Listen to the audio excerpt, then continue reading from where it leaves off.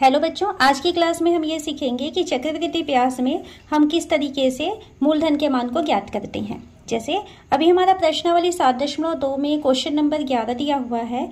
Surjit Punjab national bank में कितना धन जमा करे कि 5% वार्षिक ब्याज की दर से उसे 2 वर्ष में 6,615 रुपए प्राप्त हो। ठीक है, इस सवाल में आपको पूछा जा रहा है कि कितना धनराशि जमा करना चाहिए, मतलब आपको क्या ज्ञात करना है यहाँ पर, मूलधन का मान, है ना। तो मूलधन का मान हमें नहीं मालूम है कितना है, तो हम मान लेते हैं कि माना उसे x रुपए जमा करना चाहिए।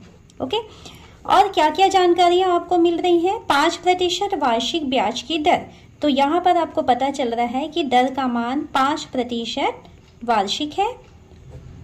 सवाल आगे पढ़ते हैं। उसे 2 वर्ष में, यानी समय का मान दिया गया है 2 वर्ष, 6,615 रुपए प्राप्त हो, यानी कुल इतना पैसा उसे मिल जाएगा। तो एक निश्चित समय के पश्चात जितनी धनराशि हमें मिलती है उसे कहा जाता है मिश्र धन। तो मिश्र धन का मान यहाँ पर दिया गया है 6,615 रुपए। यहाँ पर ब्याज जो है चक्रवृद्धि संचित हो रहा है, तो हम यहाँ मिश्र धन का फॉर्मूला लिखते हैं, जैसे कि इसके पहले क्वेश्चन हम बना चुके थे।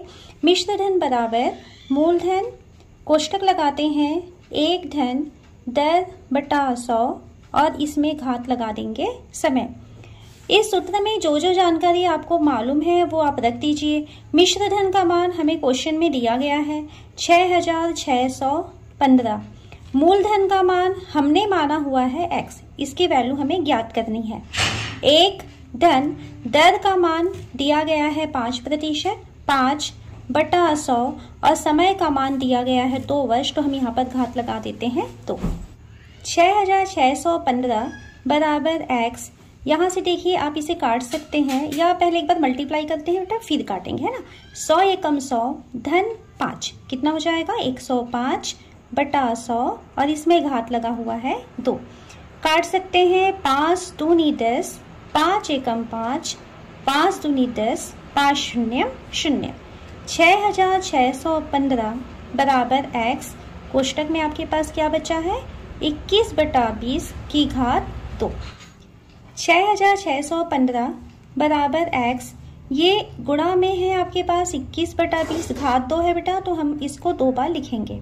ठीक है, हमें इस x के मान को ज्ञात करना है, तो बाकी चीजें इधर पक्षांतर करनी होंगी, तो हम x को यहाँ पर छोड़ देते हैं। यहाँ पहले से 6,615 लिखा हुआ था, 21 बटे 20 गुणा को छोड़ के आ रहा है, तो कभी भी ध्यान देना, गुणा छोड़ के जब पक्षांतर होता है ना तो वो भाग हो जाता है, या ऐसे समझ सकते हैं कि बटे वाली संख्याएं जो है पलट जाती हैं, जो संख्याएं नीचे हैं वो ऊपर आ जाएंगी, तो 20 गुणा 20 ऊपर आ जाएगा और बटे में आ जाएगा, ऊपर में 21 था तो 21 गुणा 21 ये नीचे में आ जाएंगे। कैंसिल हो सकता है तो करिए। अब यहाँ पर 21 एकम 21, देखिए मैं डायरेक्ट कर रही हूँ, 21 तिया 63 बचा 3, 21 एकम 21, 31 में से 21 गया, बचा 10, 105 हो गया, 21 पंचे 105।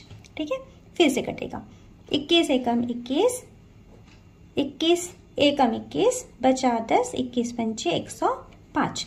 तो अब आपके पास मिला हुआ है x का मान 15 गुणा 20 गुणा 20। जो बची हुई चीजें हैं एक साथ लिख लेते हैं। तो x का मान 15 दूनी 30 दूनी 60 ये हुआ, और 2 जीरो हमने छोड़ा हुआ था तो 2 जीरो लगा देते हैं।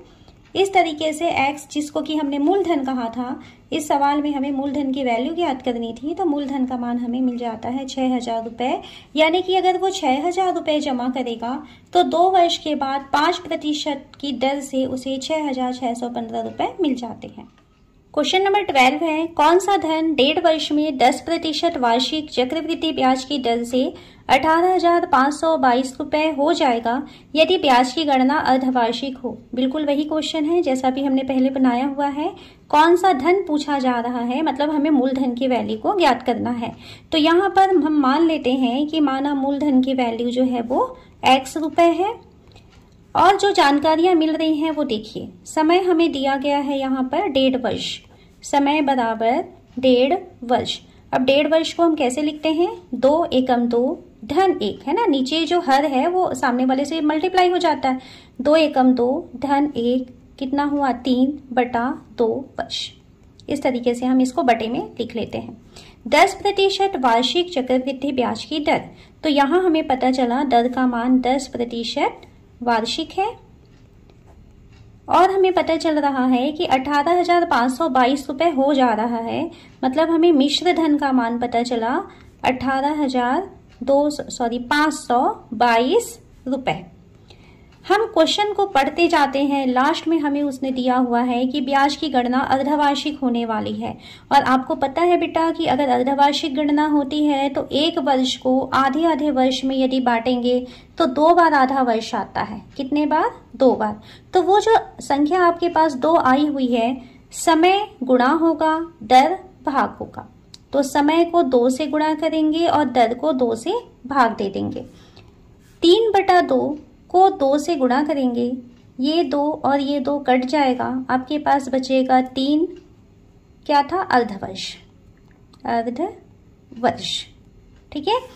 10% वार्षिक है, इसे 2 से यदि हम भाग दे देते हैं तो 10 को 2 से भाग देने पर आएगा 5% और इसे हमें लिखना पड़ेगा प्रति अर्धवर्ष। लिखने का तरीका भी आप ध्यान से समझते जाइए। अब हम फॉर्मूला लिखते हैं। फॉर्मूला है हमारे पास मिश्र धन बराबर मूलधन कोष्टक 1 धन दर बटा 100 और घात में आता है समय। जो जो जानकारी है आप रख दीजिए यहाँ पर। मिश्र धन का मान 18,522, मूलधन का मान देखिए क्वेश्चन में माने थे x, तो x लिख देते हैं। कोष्टक 1 धन दर का मान जो नया आया हुआ है कितना है, 5, और समय नया क्या आया है, 3, तो ये हो जाएगा 5/100 और घात समय है 3। 18,522 बराबर x, गुणा कर लीजिए, 100 एकम 100 धन 5, 105/100 और इसकी घात है 3। हमें x का मान ज्ञात करना है। एक बार इसको थोड़ा प्रसार कर लेते हैं। 18,522 बराबर x गुणा 105/100 गुणा 105/100 गुणा 105/100। सभी चीजों को पक्षांतर कर दीजिए, लास्ट में काटना है तो या तो यहाँ से काट के ले जा सकते हैं, कोई बात नहीं। आप x को यहाँ पर छोड़ दीजिए बराबर, यहाँ पहले से 18,522 था, ये जो संख्याएं हैं पक्षांतर होके आ रही हैं, तो जो नीचे संख्याएं हैं वो ऊपर आ जाएंगे। 100 कितने बार है, 3 बार। नीचे आते हैं 105 105 105 कितने बार, 3 बार। 105 105 105 संख्याएं कट सकती हैं, काटेंगे। ये कटेगा 5 से 20 21, ये भी 20 21, ठीक है, और ये भी 20 और 21 बार। यहाँ से भी आप काट करके इसको पक्षांतर कर सकते थे, चलिए कोई नहीं। इसको हम मल्टीप्लाई करते हैं। अच्छा, भाग देना है 21 का। अगर आपको पहाड़ा डायरेक्ट आता है तो आप भाग दे दीजिए। देखिए 21 एकम 21, थोड़ा सा ध्यान से काम करना, 8 8 2, फिर से इसे भाग देते हैं 21 से, 21 एकम 21 और फिर ये हो जाएगा 21 चौक 84 बचा 4 42 हुआ, 21 दूनी 42, फिर से भाग जाएगा 21 एकम 21 21 दूनी 42। तो आपके पास बचा है यहाँ 2, यहाँ बच गया है 20 20 20। किसका मान है ये, x का मान। तो गुणा कर लीजिए, 2 दूनी 4 दूनी 8 दूनी 16, तो x का मान हमें मिल जाता है 16,000 रुपये, यानी कि हमें मूलधन की राशि प्राप्त होती है 16,000 रुपये। तो इस तरीके से बेटा अगर मान लीजिए आपको किसी क्वेश्चन में मूलधन ज्ञात करना है, बिल्कुल आप देख रहे हैं कि फॉर्मूला वही लेना है, मिश्र धन बराबर मूलधन 1 धन दर बटे 100 की घात समय। जो जो चीज़ें आपको क्वेश्चन में मालूम है वे सारी चीज़ें उनकी जगह पर रख दीजिए और उसके बाद जो चीज़ें आपको नहीं मालूम, जिसका मान ज्ञात करना है, उसे छोड़ना है और पक्षांतर करेंगे, है ना। बाकी संख्याओं को पक्षांतर करते हैं। पक्षांतर करने के समय आप थोड़ा सा सावधानी रखना, अगर संख्याएं गुणा को छोड़ के पक्षांतर होके जा रही हैं तो वो भाग होके जाती हैं।